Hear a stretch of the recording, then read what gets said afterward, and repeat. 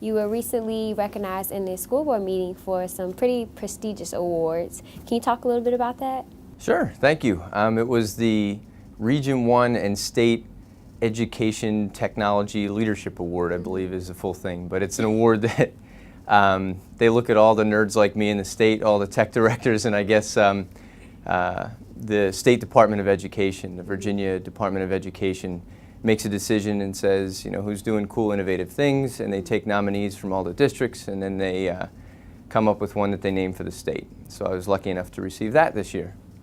Wow, that's awesome. And I believe this is your only second year working here in Chesterfield. Where were you before? I was here for 18 months now, and so a year and a half. And before that, I was right outside of Boston in a smaller school district called Framingham Public Schools. Wow. Wow. How was that transition? Could you describe that to Chesterfield? At first, it was something I had been looking for a while. In technology, you don't get really different. You just get bigger in scale. Mm-hmm. And Framingham Public Schools had about 8,000 students and a lot fewer staff than we have here, and certainly here we have about 8 times that. So thinking in terms of technology, the question became, you know, what can I support half the time and think about strategically half the time, to how can I take these ideas and scale them up big for a county that's almost the size of Rhode Island in square mileage. So it's a different game. How would you describe some of the changes or priorities you set upon your arrival in Chesterfield? I think the kind of the driving philosophy that we have as a tech department is that technology has to be easy to use and accessible for both the students and the teachers. And that's kind of driven our whole strategy. So first of all, you have to get to the internet. You have to use the wireless access points that we have all over the district. So we increased and are in the process of increasing the amount of these little spider-looking things you see on the ceiling so that you can use your mobile devices and computers just about anywhere. We're also taking a look at and increasing significantly the amount of bandwidth we have. And bandwidth means the amount of, or how quickly the information flows out to the internet and the amount you can pass the internet and get back. And so we've ramped that up big time. We had trouble, as you could tell earlier in the year, that the internet was really slow when you tried to access it. And that's because we built an all-fiber network for the schools, which basically means that everybody is now tied together in one big fast network. And then once we got tied together, everybody started slamming the internet. And so we had to get more bandwidth to go out to the internet now. And all of that came together just before winter break. So now we have just about everything we need to play videos, do whatever you want online at a very quick rate. Okay, that's great. You know, I play plenty of games. I'm guilty. But any plans you or any changes you look to implement in the future? Certainly. I think some of the biggest changes that we have is again in line with our big goals, which is to make technology accessible and easy to get at by anybody. So we want to look at the number of systems that we use, the number of websites that you go to, everything, and reduce it. We want you to go to a few main places, first of all. And second of all, we want to make it super easy for you to get to those sites by tying them into what's called single sign-on. What that means is you can use your student ID and password the same way you get onto your computer to get onto these different applications.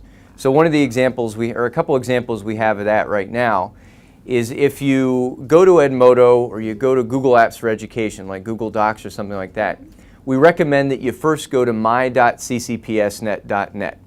And if you can remember that address, my.ccpsnet.net, and you go there, it gives you like a little dashboard. It forces you to log in with your student ID and your password, and from anywhere you are, from home, from school, from anywhere, and you get to this website, you'll see a dashboard full of icons of things that you can access.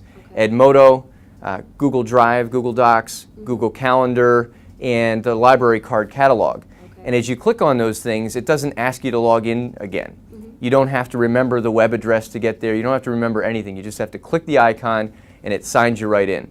And our goal is to expand that to content and more applications that you use pretty regularly. So you just have to remember that one address, remember your username and password, and boom, you have access to your homework and the other things that you need all the time. Are you looking for every student, will every student be issued a personal technological device in the future, or, you know, had to ask that one? Certainly. Well, in the Design for Excellence 2020, the district's new strategic plan that was just approved by the board, we have a goal to provide every student with a computing device in the future. Where we are with that goal right now is we're starting a pilot in a few weeks where we're going to look at 6 different devices and compare among the devices to make a good recommendation about what we should buy at each level if we're going to do the one-to-one computing.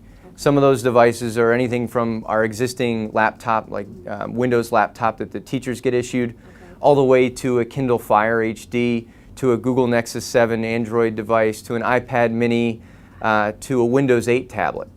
So there's a whole bunch of different devices that we're looking at. And our question is, among these devices, to get the functionality that we need as students and teachers, what do we need to pay? What do we have to do to be able to support this so that if something breaks, we can fix it quickly?